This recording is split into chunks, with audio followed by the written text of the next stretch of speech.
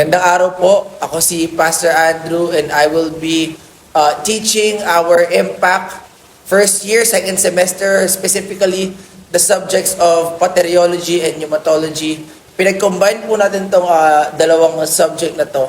Pateriology meaning we will study God the Father, and Pneumatology we will study God the Holy Spirit. So it is important to know yung bagay na ito, to know ano ba yung ganap nila when it comes to the Trinity, the roles, their works, no? Kasi hindi lang po natin basta naintindihan to. We know that it is a important concept in understanding the Trinity or the doctrine of the Trinity as we strengthen our faith and as we learn more about God.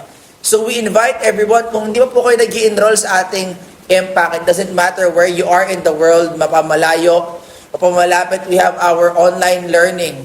So whether malayo kayo from Mandaluyong, pwede pa rin kayong matuto. So we encourage everyone, hindi lang para po sa mga magpapastor, kung hindi para sa mga mananampalataya na nais pang matuto more about the Word of God and why we believe, what we believe in. We encourage you to enroll sa papasok po natin na second semester of our Impact Institute. Salamat po.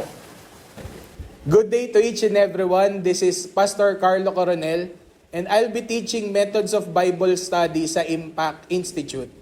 Siguro maganda na tignan natin yung pag-aaral ng salita ng Panginoon, kung paano ba talaga siya ina-apply at paano ba talaga siya inaaral. Kasi the real struggle for studying the Bible is not only the application of it, pero kung paano talaga siya personally nangungusap ang Panginoon.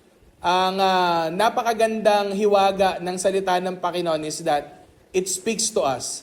At hindi siya mangungusap sa atin kung hindi tayo sobrang seryoso kung paano tayo magbabasa ng Bible. We'll try to outline yung methods of Bible study na pwede na nating makita.